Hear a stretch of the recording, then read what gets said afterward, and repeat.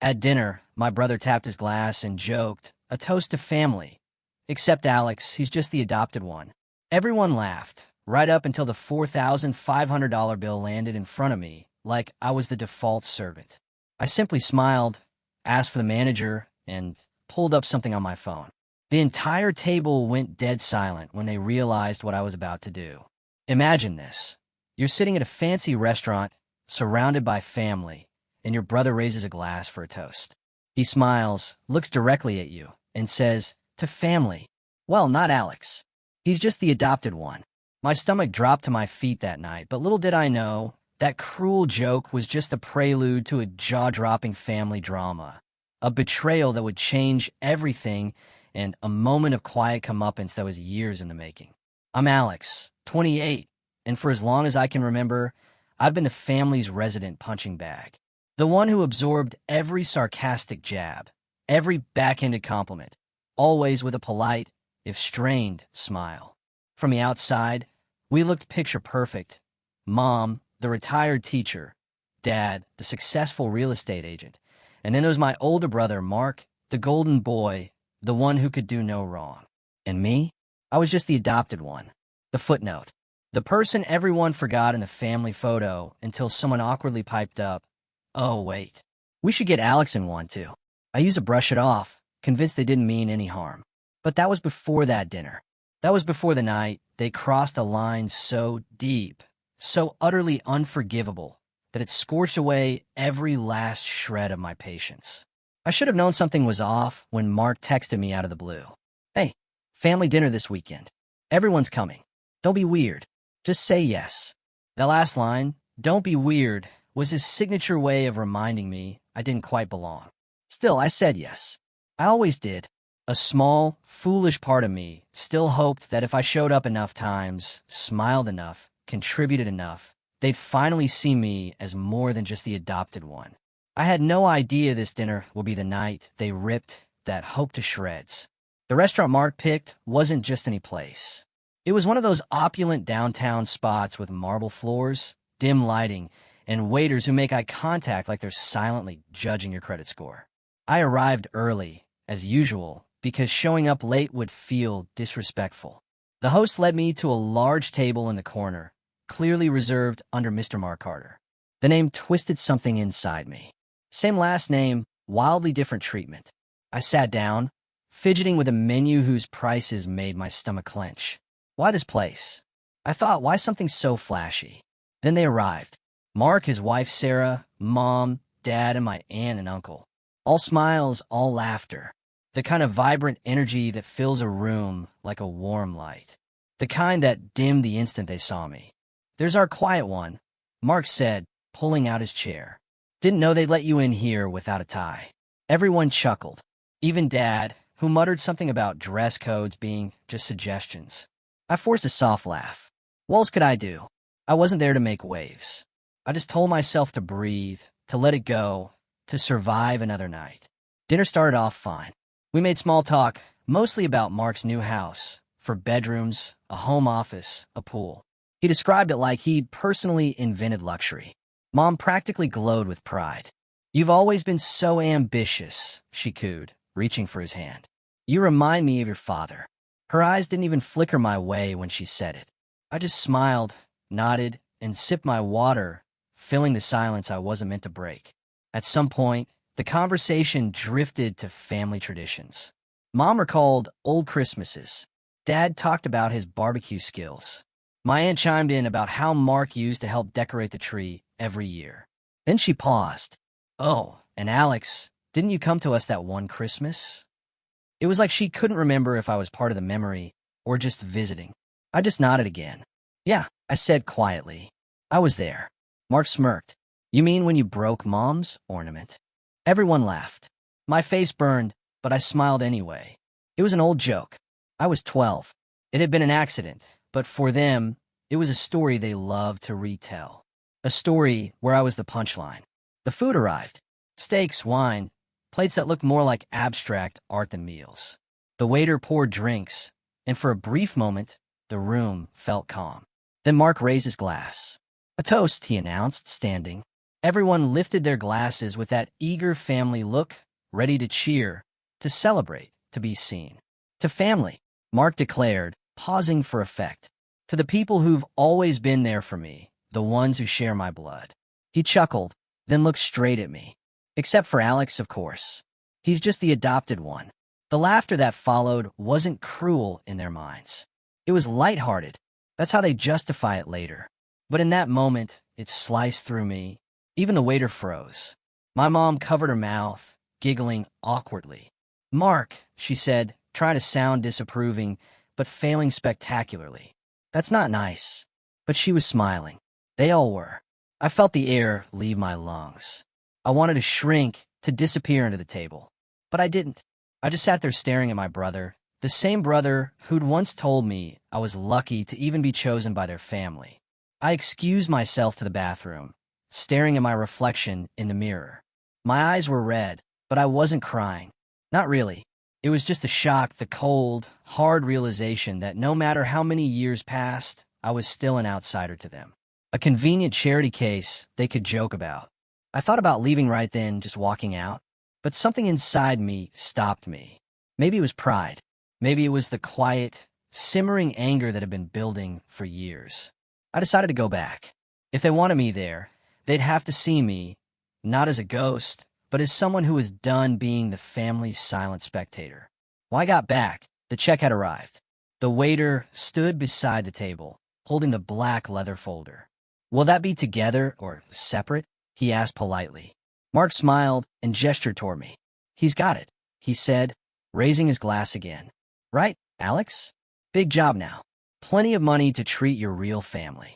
My mom laughed like it was the most natural thing in the world. "Oh, that's sweet," she said. "He can handle it." For a second, I thought I misheard. My brain couldn't process what was happening. The waiter handed me the bill. I glanced at the total. $4,500. My hands went cold. My first instinct was to protest, to tell them I didn't agree to this, that I hadn't even ordered half the wine. They drank. But then I saw Mark smirk, that smug, knowing smirk that said he'd already won. That if I said no, they'd turn it into another joke about how I was cheap or ungrateful. The same old script, just a different night. But this time I didn't smile. I didn't laugh. I looked at the bill, then at my brother, then at the waiter, and I slid it back toward him.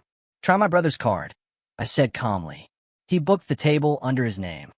The color drained from Mark's face. "Alex," he said slowly, his tone suddenly sharp. "That's not funny." The waiter looked uncertain, glancing between us. "Sir," he said to Mark, "the reservation was under your name, correct?" Mark hesitated, then nodded. The room grew quiet. Even Mom's smile faltered. "It was just a joke," Mark said quickly. "We were joking." The waiter looked confused, unsure whether to step back or press the issue. Before anyone could say another word, the restaurant manager, a tall man in a black suit, appeared from across the room, clearly sensing tension. "Is there a problem here?" he asked in a measured tone. And that's when the table finally went silent. Every eye was on me. My heart pounded, but I stayed calm. Mark looked at me, panic flickering in his eyes for the first time. Mom whispered something under her breath. The manager folded his arms, and I realized this was the first time in my life that I wasn't the one shrinking. That was the moment everything started to unravel. The manager's voice was calm, but it had that undertone of authority that instantly shifts the air in a room. He stood there, hands clasped, looking from me to Mark to the waiter like a referee about to make a call. "Is there an issue with the bill?" he asked, his tone professional, but edged with mild impatience. The restaurant had grown quieter. You could feel eyes from nearby tables flicking in our direction, catching bits of the tension like static in the air. Mark's confident grin faltered. "No issue," he said quickly, trying to smooth it over. "Just a misunderstanding." He chuckled awkwardly, glancing at me as though I'd play along and laugh it off, too. But I didn't. I just sat there calm, steady, almost too quiet. My heart was hammering in my chest, but outwardly, I looked like someone who'd finally stopped being afraid of the noise. The manager raised an eyebrow. "A misunderstanding?" "Yes." Mom jumped in, her voice light. "Too cheerful. My boys just like to joke, don't they?" She gave a tight laugh, her eyes darting between us like she was trying to telepathically order me to drop it. Family humor, you know how it is. The waiter looked unsure. He still held the bill, clearly uncomfortable. "Sir," he said to Mark, "since a reservation is under your name, the charges are typically placed on the booking holder's card unless specified otherwise." Mark's jaw tightened. "That's fine," he muttered, pulling out his wallet with exaggerated annoyance. He swiped his card, signing the receipt with a sharp flick of the pen, then tossed it back at the waiter like it burned him. "There," he said, glaring at me. "Happy?" The manager gave a polite nod, murmured something about enjoying the rest of your evening, and walked away. But the silence that followed was deafening. You could hear the faint clatter of dishes from another table, a laugh from somewhere across the room. But at our table, there was only tension, thick, suffocating. Mark leaned forward, his voice low. "What was that, Alex? You trying to embarrass me in public?" I met his eyes. I wasn't the one who made a joke about being adopted in front of strangers. Mom sighed heavily. "Oh, for heaven's sake. It was just a joke," she said. "You're so sensitive sometimes, Alex. Honestly, you need to learn how to take a little teasing." "A little teasing?" I repeated quietly. You all laughed. Dad finally spoke.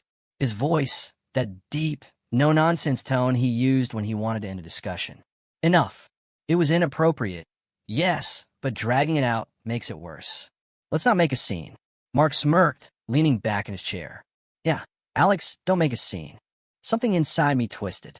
For years, I'd taken that same tone, the patronizing calm, the unspoken, "Be grateful we even invited you." I'd taken it because it was easier than fighting back. But this time, I didn't let it go. I just nodded slowly, grabbed my coat, and said, "You're right. No scene." I stood up, dropped a 20 on the table for the tip, and walked out. Outside, the air was cold and sharp. My breath came out in white puffs as I stood there for a moment trying to process everything. The neon lights from the restaurant flickered on the wet pavement, and for the first time in a long time, I felt detached, like I'd stepped out of a role I'd been playing for years. My phone buzzed before I'd even made it to my car. It was Mom. I stared at the screen for a second before answering. "Alex, what was that about?" she said, her tone sharp now, the fake warmth gone.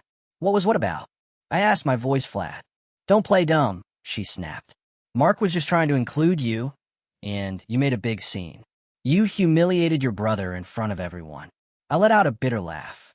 "He humiliated me, Mom, in front of the whole restaurant. But sure, let's protect Mark's feelings." She paused.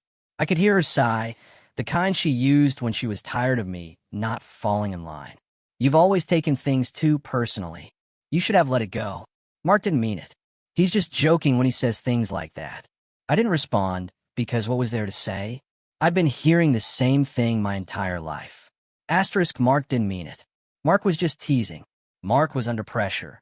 Asterisk, and I was always the one expected to understand.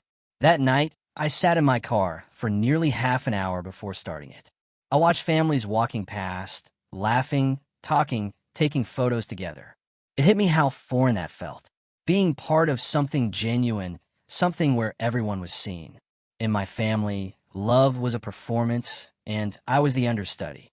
Over the next few days, the family group chat buzzed nonstop. Mark sent a message first. "Hope everyone enjoyed dinner, except Alex, apparently." He added a laughing emoji. My aunt responded with, "Boys will be boys." And Mom chimed in with, "Let's move on, please." Nobody asked if I was okay. Nobody mentioned the toast. A week later, Mom called me again. "We're doing a family barbecue next weekend," she said, "at Mark's place. You're coming, right?" I hesitated. "I don't know, Mom." Her tone softened immediately, like she was switching masks. "Alex, please don't make this into something bigger than it is. You know how much it means to your father to have everyone together." I almost said no, but then I thought about the way Mark looked when the manager approached. The way his confidence cracked for just a second. There was something satisfying about that. And maybe, just maybe, I wanted to see how far they'd go if I kept showing up. So I said, "Sure, I'll come." When I showed up to the barbecue, the tension was immediate. Mark was by the grill, flipping burgers with the swagger of a man hosting a political fundraiser. Sarah hovered nearby, passing out drinks like she was co-hosting a talk show. Mom and Dad were setting up lawn chairs, and the rest of the relatives were scattered across the yard. The moment Mark saw me, he raised his beer can and mock cheered. "Look who decided to show up," he said loudly enough for everyone to hear. "Don't worry, folks. Alex is not paying for this one." The laughter that followed wasn't as loud as before. A few people exchanged awkward looks. Maybe word of the restaurant scene had gotten around. But Mom still laughed. "Oh, stop it," she said, swatting Mark's arm. "You boys and your jokes." I smiled tightly. "Yeah, jokes." Mark grinned. "Come on, lighten up. You've been brooding ever since dinner. Can't you take a joke? Little brother. Little brother." I hated when he called me that.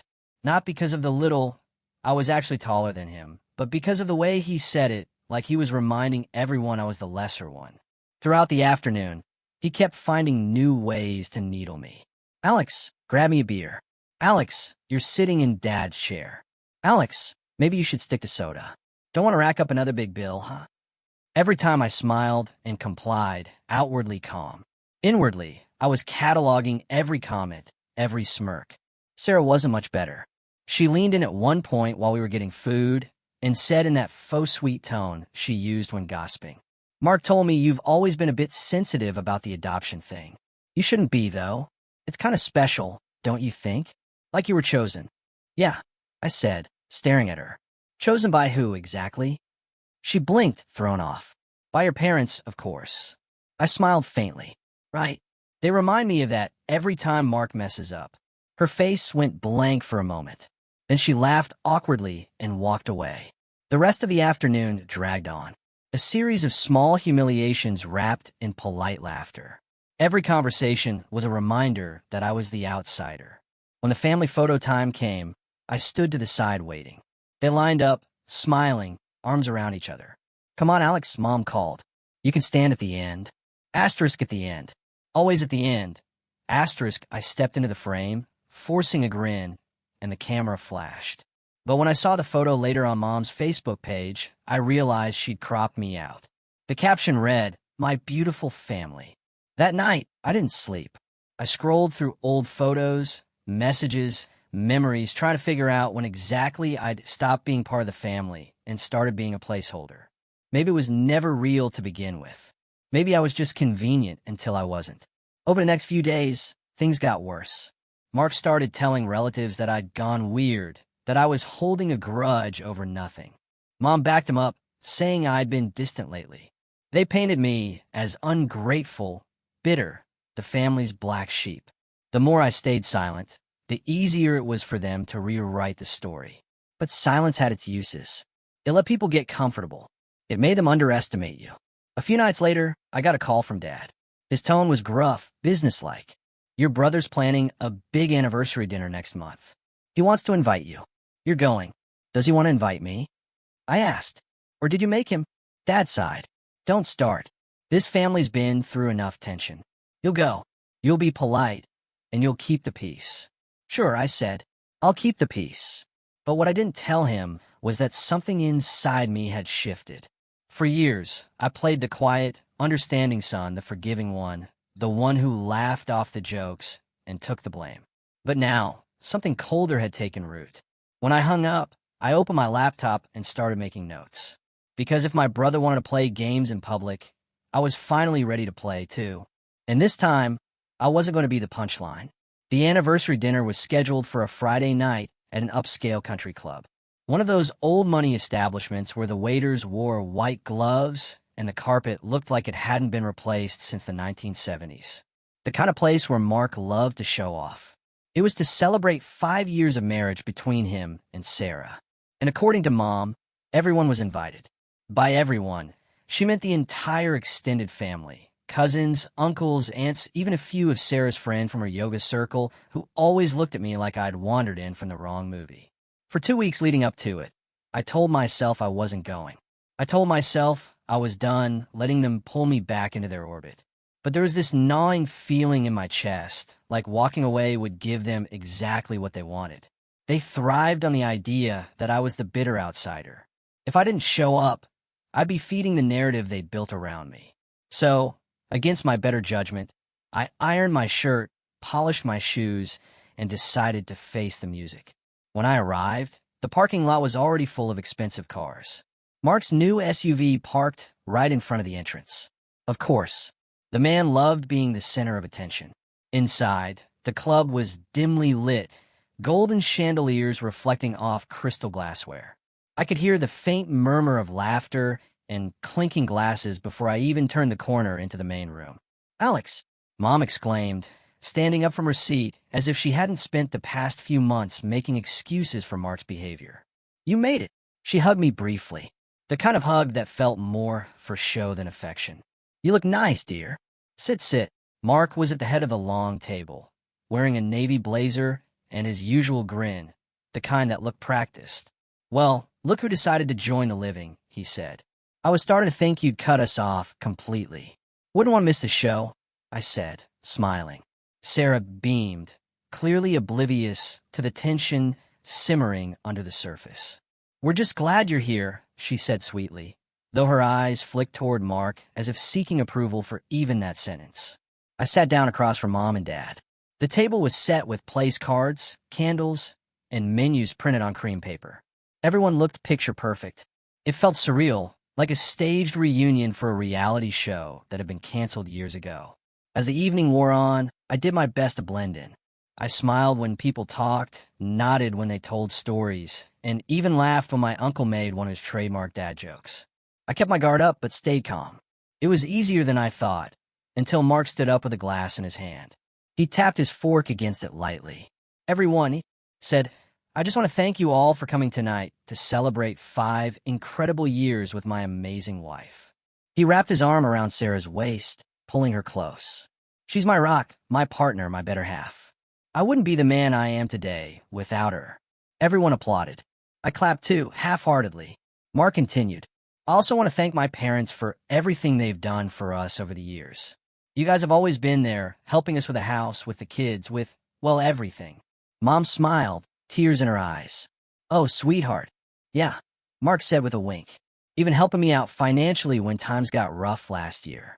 I don't know what I'd do without you guys." I froze. Mom and Dad exchanged a quick glance. The kind of silent communication that meant there was truth to what he said, but something about it didn't add up. Mark was not the kind of person to admit needing help. He'd rather drown than ask for a life jacket. I leaned in slightly. "What kind of help?" I asked, keeping my tone casual. Mark smirked. "Oh, just some support for a new investment I made. You know how it is. Big dreams take big risks." Dad cleared his throat. "It's not something we need to discuss tonight," he said, his voice firm. Mark raised an eyebrow. "Why not? Everyone should know how much you've done for me." Mom and Dad were generous enough to give me part of their savings, so I could put a down payment on a new property.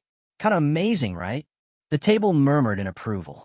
Mom smiled tightly, her hand twitching near her wine glass. "It was a family decision," she said softly. "Wait," I said. "A family decision?"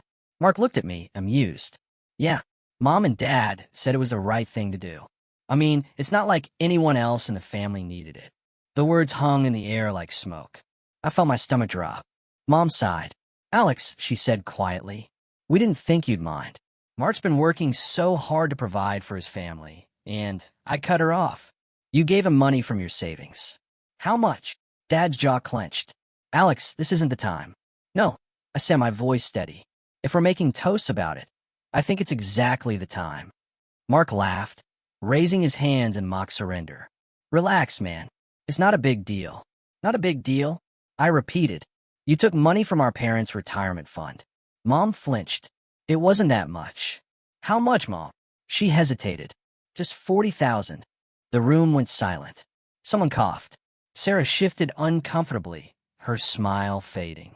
I stared at her, then at Mark. "You took $40,000, and you didn't think to tell me?" Dad frowned. "Alex, you're not in a position to question what we do with our money. You've always been independent. You've made your own way. Mark needed help, and we were able to give it." I felt something inside me snap. "You're right," I said quietly. "I've been independent because I had to be, because no one ever offered me help." Mom's voice trembled. "Don't turn this into a competition, please. You've always had everything you needed." "Everything I needed?" I repeated, trying not to laugh. "Do you mean the beat-up car I had to fix myself because you said you couldn't justify buying me one?" Or how about the time I got into college and you told me you'd already spent enough on Mark's tuition? Yeah, I remember all the generosity. Mark rolled his eyes. Oh, come on. You're seriously bringing that up now? You've always had a chip on your shoulder, man. It's not my fault you can't let go of the past. I looked at him, my pulse pounding. You're right. It's not your fault. It's mine for thinking I was ever part of this family. The words hit the table like a hammer. No one spoke. For a long moment, all I could hear was the faint hum of conversation from other tables and the sound of my own breathing. Mark shrugged. You're overreacting, he said finally. Mom and Dad helped me because they trust me. You just waste the money. Waste it, I said slowly.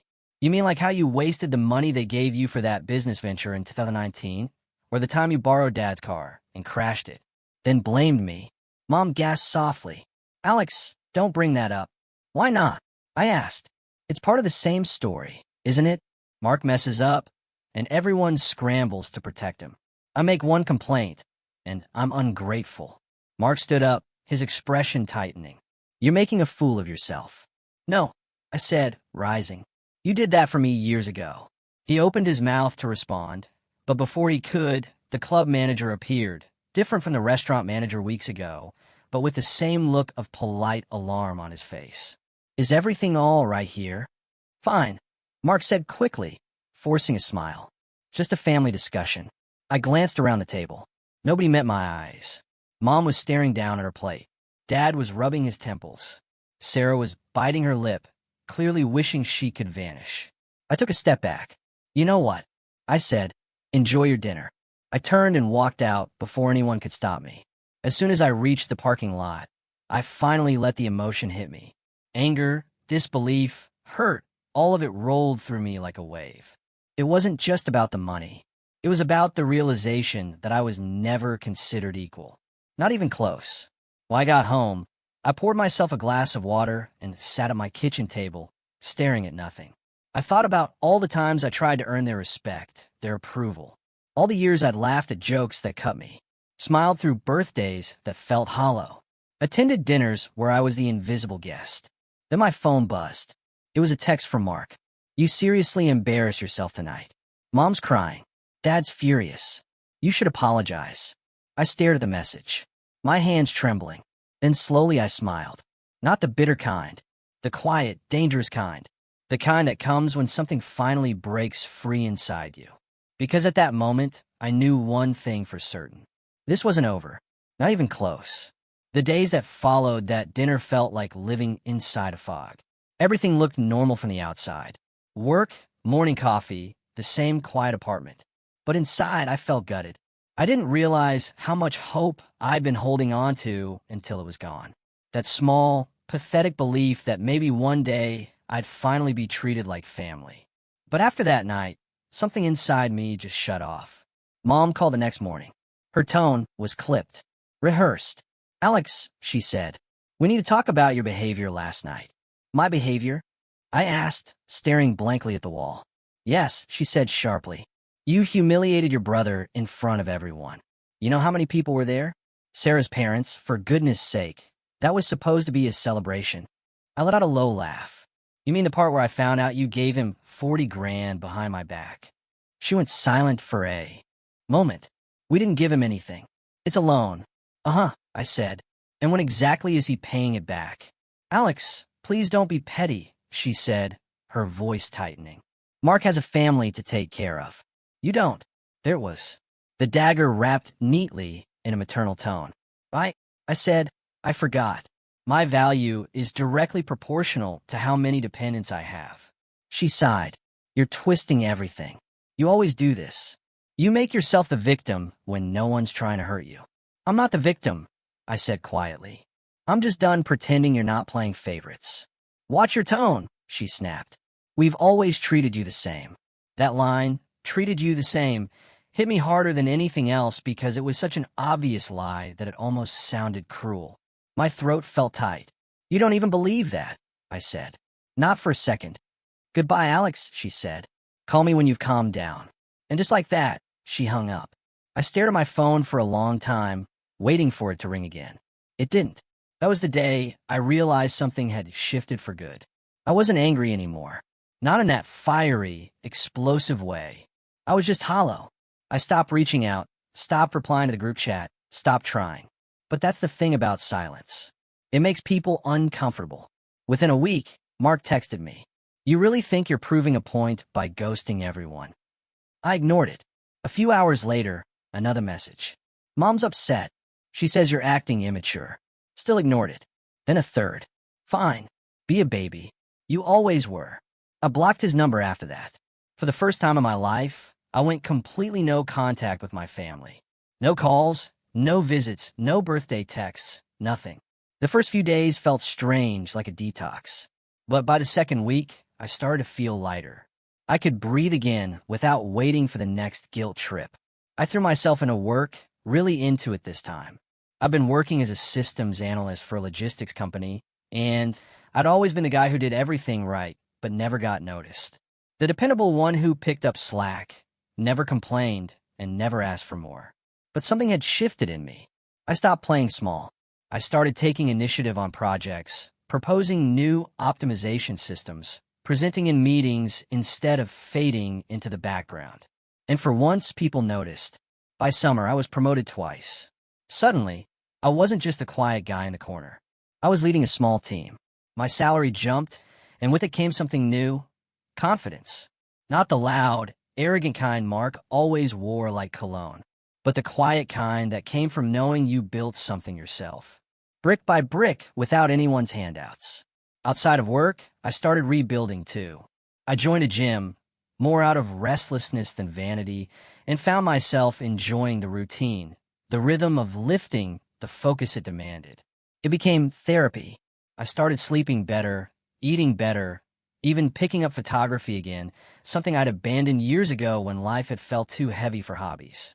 Every so often, though, I'd catch myself wondering about them, my family, whether they ever thought about me, whether they'd ever realize how deeply they'd fractured things. But every time that thought surfaced, I'd remind myself they had their version of the story, and I had mine. And mine didn't include being their scapegoat anymore. Still, the universe has a twisted sense of humor. One morning in late July, as I was finishing up a quarterly report at work, an email pinged into my inbox. Subject line, Business Inquiry, Carter Holdings. I froze. Carter Holdings. Mark's new company. The message was from an unfamiliar email, but the name attached to the signature, Sarah Carter, made my stomach tighten. Hi, Alex. Hope you're doing well. Mark mentioned that your company works with logistics systems, and we're currently exploring new vendors for our real estate expansion. I know things have been a bit tense, but I told him we should reach out to you professionally. If you're open to it, we'd love to schedule a consultation to discuss a potential partnership. Sarah. I stared at the email for a long time, torn between disbelief and something darker, amusement. After all the humiliation, after the jokes, after the money they siphoned from our parents, he was now indirectly asking me for help. I took a deep breath, leaned back in my chair, and laughed quietly to myself. The irony was delicious. I didn't respond right away. I waited a few days, long enough to let the anticipation stew on their end. When I finally replied, my tone was perfectly professional. Hi, Sarah. Thanks for reaching out. Happy to discuss possibilities. I'm currently managing several accounts, but I can fit in a consultation next week. Please have Mark send over your business documentation and current logistic structure beforehand, so I can review. Best, Alex. No emotion, no personal touch, just business. The next day, a thick folder arrived in my inbox. Financial reports, supplier lists, the works. I opened it out of curiosity, expecting to skim through, but what I found stopped me cold. Buried in the spreadsheets were transactions that didn't add up. Large recurring withdrawals labeled as consulting fees, all routed to a private account under Mark's name. The amounts were too consistent, too deliberate to be accidental. It looked like he was moving company funds into his personal account. Classic financial skimming. It didn't take long to confirm it. A quick public search showed that Carter Holdings had already missed a few payments to contractors, and there were online complaints about delayed invoices. Mark's company wasn't thriving. It was crumbling and fast. And now he needed me. For the first time in years, I wasn't the one on the defensive. I had the leverage. I didn't even need to use it. Just knowing I had it was enough to shift the power dynamic completely. I met with Sarah and Mark the following week at a downtown cafe. The moment I walked in, I could feel the tension. Mark looked uncomfortable in a way I'd never seen before. Stiff posture, fake smile, eyes darting around the room like he was afraid someone would overhear. "Alex," he said, forcing a grin. "Man, it's been a while. You look good." "Thanks," I said evenly. "You too." Sarah jumped in quickly. "We're so glad you could meet. Mark's been raving about how much your company has grown." I turned to her, smiling politely. "That's nice of him. I didn't realize he followed my career." Mark cleared his throat. "Well, I try to keep tabs on everyone." "Of course you do," I said. We talked business for a while. Or rather, they talked, and I listened. Mark used buzzwords he clearly didn't understand. Scalability, operational synergy, trying to sound like the expert in the room. But the more he spoke, the more it became clear how deep he was in over his head. After an hour, Sarah leaned forward. "So what do you think? Would your company be able to handle our logistics?" I folded my hands on the table.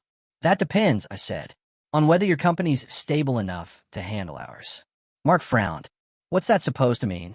I slid my tablet across the table, opened to one of the documents they'd sent me.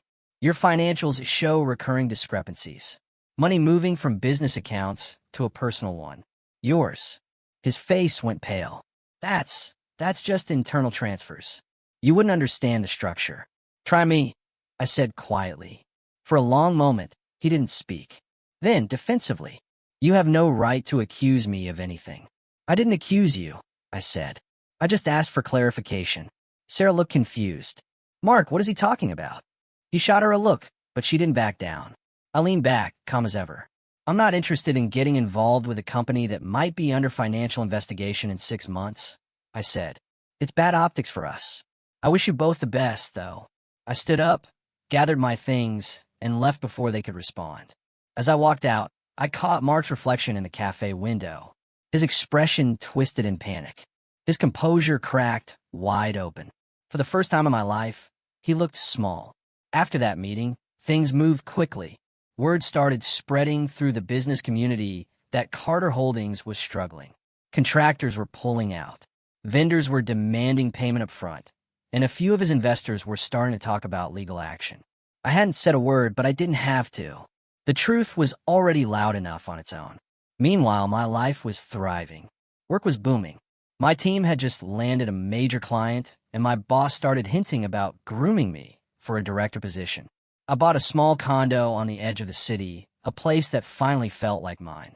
No hand-me-down furniture, no guilt attached to it, just peace. And yet, as much as I tried to focus on the good, part of me couldn't stop watching the slow unraveling of Mark's empire. It wasn't out of spite. Not really. It was fascination, seeing how fragile arrogance looked when stripped of support. Then one evening, out of nowhere, I got a text from Sarah. "Can we talk, please? It's important." I hesitated before replying. "About what?" "Mark's in trouble. Real trouble. He won't listen to me. I think you're the only one he might actually listen to." I stared at the message, unsure how to feel. The irony wasn't lost on me. The same people who'd laughed at me in restaurants and used my parents' money behind my back now needed me to fix what they'd broken. I didn't answer that night. I poured myself a drink, sat on my balcony, and watched the city lights flicker below. I thought about all the times I'd sat in my car after family dinners, replaying cruel jokes in my head, wondering what was wrong with me. And now here, I was content, successful, free. And for the first time, they were the ones drowning. It should have felt vindicating, and it did. But beneath the satisfaction was something deeper, a quiet sense of clarity. I finally understood that power wasn't about control or revenge. It was about freedom. The freedom to walk away, to live without needing their approval, to let them choke on the silence they once demanded from me. Still, something told me this wasn't the end. I didn't know it yet, but Mark's downfall was about to drag everyone into it, including me. I didn't reply to Sarah's message that night, but I couldn't stop thinking about it. There was a time when I'd have dropped everything to help, when I still believed family meant something sacred. But now I'd seen what family meant to them. It was a hierarchy, a system built on convenience, guilt, and control. And I was done playing at the bottom. Still, curiosity got the better of me. The next morning, I did a quick search. Carter Holdings News. The first headline stopped me cold. Local developer accused of misusing investor funds. The article was short but brutal. Mark's company was under audit for suspicious transfers and missing investor payments. The investigation was still ongoing, but the damage was already done. Clients were backing out. Investors were lawyering up, and his name was being dragged through the mud. I should have felt pity, but I didn't. What I felt was opportunity.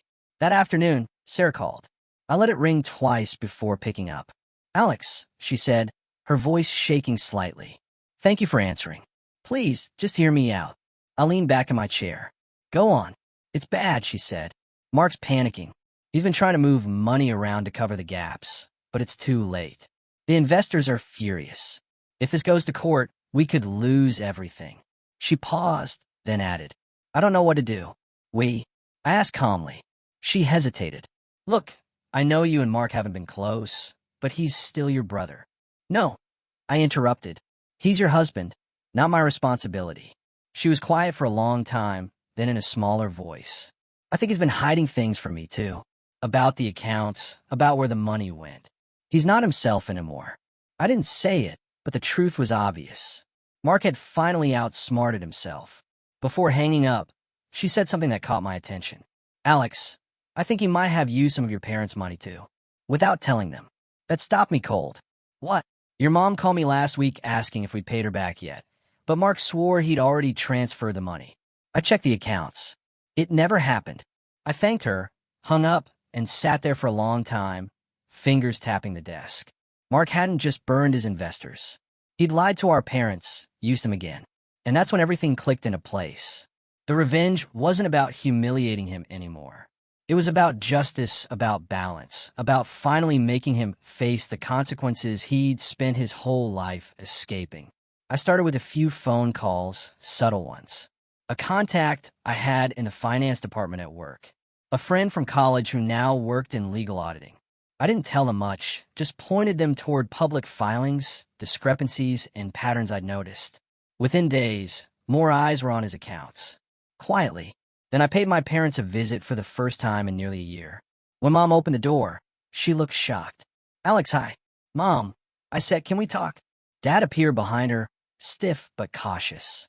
We sat in the living room, the silence heavy. Old family photos lined the walls. Mark's graduation, Mark's wedding, Mark holding his baby. My face showed up in maybe two of them. "I heard about Mark," I began. "How much money did you give him, exactly?" Dad frowned. "That's private." "Dad," I said softly. "You told me it was $40,000. Sarah says you haven't gotten a cent back." They both went pale. Mom's voice cracked. "He said he returned it months ago." "He didn't," I said. "He's been lying, and now his company's collapsing. You need to check your accounts. Make sure nothing else is missing." Dad stood up, his expression darkening as realization dawned. "Are you saying he stole from us?" "I'm saying you should find out before it's too late." That night they did, and what they found confirmed everything. Mark had been moving small amounts from their joint account into his business account for months. Not enough to raise flags individually, but together, tens of thousands. Mom called me in tears. "We trusted him," she whispered. I didn't gloat. I didn't say, "I told you so." I just said, "I know." Because the truth was I'd been that naive once too. But I wasn't anymore. The next step wasn't emotional. It was strategic. Over the following week, I started sending anonymous tips. One to the investor's lawyer, one to the journalist covering the story, one to a local business bureau. Each contained a few simple words and a copy of the transfer documents I'd found online. Nothing illegal, everything public, just enough to guide them toward the truth. By the end of the month, Carter Holdings was officially under investigation. Mark's accounts were frozen. His name started trending for all the wrong reasons. And just when the storm hit its peak, I made one last move. I met with my boss and proposed a small expansion plan, a side partnership using my department's new analytics system. He loved it. Within weeks, the project launched. We called it LAC Logistics Solutions, my initials. 3 months later, it was profitable. 6 months later, it was thriving. And one evening, while I was closing on my office, I got an email from a property liquidation firm asking if I'd be interested in purchasing a commercial lot in foreclosure. The owner, Carter Holdings, Mark's building. I sat there staring at the screen for a long time before replying, "I'll take it." The sale went through quietly. He never knew who bought it. He was too busy dealing with lawsuits and frozen accounts. It wasn't about revenge anymore. Not in the petty sense. It was poetic justice. He'd spent his life using people to build himself up. And in the end, I used his collapse to build something real, something mine. A few weeks later, Sarah reached out again. Her message was short. "Mark's moved back in with your parents. They're barely speaking to him. I just thought you should know." I didn't reply. I didn't need to. That weekend, I drove out to the property I now owned. It was an empty office lot, quiet and sunlit. I stood there for a long while, hands in my pockets, looking out over the city. All those years I'd spent feeling small, lesser, like I didn't belong. And now, without even raising my voice, I'd reclaim my power. No confrontation, no shouting, just calm precision. As I turned to leave, my phone buzzed one last time. It was Mark, a message I hadn't seen in years. "I know it was you." I smiled. "I know." When Mark texted me that last message, "I know it was you," I remember sitting on my couch, staring at those 4 words until the screen dimmed. I didn't respond again. There was nothing left to say. The truth was already doing the talking for me. Over the following months, I started hearing about the fallout through quiet channels, small, inevitable ripples that turned into waves. At first, it was just murmurs in local business forums. Carter Holdings folds under fraud allegations. Then a brief headline in the regional paper. Developers company declared insolvent amid financial mismanagement probe. By that point, Mark's life was unraveling faster than he could patch it. The investors he duped filed civil suits. The bank seized 2 of his properties, and his name became a whispered warning in business circles. "Don't work with that guy. He's radioactive." I hadn't needed to lift another finger. I simply let the truth breathe. But the part that surprised me most was what happened inside the family. For years, Mom and Dad had clung to their narrative. Mark as the golden child, me as the sensitive one. But money has a way of stripping illusions. When the bank statements came out, when they realized their retirement savings had vanished into Mark's ventures, it broke something between them that no amount of denial could repair. Mom called me one evening in early winter. Her voice sounded smaller than I'd ever heard it. "Alex," she said softly, "we need to talk." I hesitated, then agreed to meet her and Dad at a small cafe near their house. When I arrived, they both looked older, not just physically, but in spirit. There were dark circles under Dad's eyes, and Mom kept wringing her hands like she couldn't stop herself. For the first time in my life, they looked uncertain. "Alex," Mom spoke first. "You were right," she said, her voice trembling. "About everything. Mark, he took almost all of it. He said he'd double it with his property investments. We believed him." I nodded quietly. "I know." Dad swallowed hard, his tone heavy with shame. "He mortgaged our house behind our backs, Alex. He forged my signature on a second loan. We found out last month." For a moment, I couldn't even speak. "He what?" "Yeah," Dad said bitterly. "The bank's taking the house. We're staying with your aunt until we figure something out." It hit me then. Not triumph, not vindication, but something quieter. Sadness, maybe grief for what could have been if they just listened sooner. Mom looked up at me, tears in her eyes. "I don't expect you to forgive us, but we were wrong. About him. About you. We treated you like an outsider when you were the only one who ever told us the truth." I didn't know what to say. For years, I'd imagined this moment, them finally admitting it, and I thought it would feel good. But sitting there, I just felt tired. "I don't need an apology," I said quietly. "I just wanted honesty." Dad nodded slowly. "You've always had more integrity than any of us." "I see that now." We sat there for a while, just silent. There wasn't much left to fix, but there was a small sense of peace. The kind that comes from no longer carrying someone else's burden. I paid for their coffee, hugged Mom, and left. A week later, I drove past their old house, the one Mark had mortgaged. There was a bank foreclosure sign planted in the front yard. The porch lights were off, the windows dark. I sat there in my car for a long time, watching the house fade into memory. It felt like closing the door on an entire chapter of my life. As for Mark, his downfall only deepened. Once the lawsuit started, he panicked. He tried to shift the blame to a non-existent accountant, then to Sarah, then even to the investors themselves. But the evidence was too clear, and everyone who'd once laughed at his charm now turned their backs. Sarah filed for divorce 6 months later. She got custody of their daughter and moved to her parents' place 2 towns over. When I ran into her months after that, she looked exhausted but free. She told me Mark was working part-time at a small construction firm, barely scraping by, living in a rented basement suite. He still doesn't get it, she said. He thinks he's the victim. I nodded. He always did. She smiled faintly. You were the only one who ever saw him for what he was. I didn't respond because the truth was I hadn't just seen him. I survived him. That night, I went home and opened a folder on my laptop labeled Past. Inside were all the files I collected, financial records, screenshots, articles, proof of everything. I hovered over the folder for a long time, then deleted it. There was no satisfaction left in holding on to it. That was the difference between us. Mark needed to control people to feel powerful. I didn't. My peace didn't depend on anyone's destruction.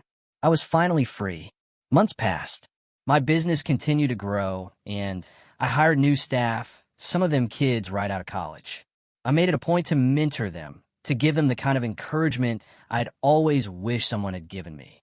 Watching them succeed became my quiet redemption. One afternoon, I got a letter, an actual handwritten letter with no return address. Inside was a single piece of paper. The handwriting was unmistakable. Alex, I don't expect you to forgive me. I just want you to know I understand now. Everything I did, everything I said, it was out of jealousy. You were always stronger than me. You didn't need approval. You didn't need anyone. That scared me. I've lost everything. But maybe that's what I needed to finally see it. Take care of Mom and Dad. They don't deserve what I did to them. Mark, I sat there for a long time, reading it over and over. Part of me wanted to rip it up. Another part of me wanted to believe it. But I didn't reply. Some things are better left unspoken. A few weeks later, Mom called again. He's moving out of state, she said softly. Starting over somewhere new. Good, I said. He needs that. And that was it. That was how the Carter family quietly fractured and rebuilt. Not with a dramatic reunion. Not with forgiveness or hugs. But with distance, honesty, and silence. Mom and Dad eventually bought a small apartment downtown. We speak sometimes now, cautiously, carefully, like 2 people learning a language they once mangled. It's not perfect, but it's real. I visit them every now and then. I bring groceries, fix things around their place. I don't do it out of obligation. I do it because it feels right. Because I finally get to choose what kind of person I want to be without anyone defining it for me. And sometimes on quiet nights, I think back to that restaurant. The toast, the laughter, the humiliation. The moment my brother raised his glass and said, "Everyone, let's toast to family, except for Alex." I remember how small I felt, how powerless. And then I remember sliding that $4,500 bill across the table and watching his face drain of color. The first crack in a mask that would eventually shatter completely. In a way, that moment wasn't just the start of my revenge. It was the start of my freedom. Because sometimes you don't get justice by fighting louder. You get it by walking away and letting the truth do its work. And when the dust finally settles, you realize the sweetest revenge isn't watching them fall. It's flying higher than they ever dreamed.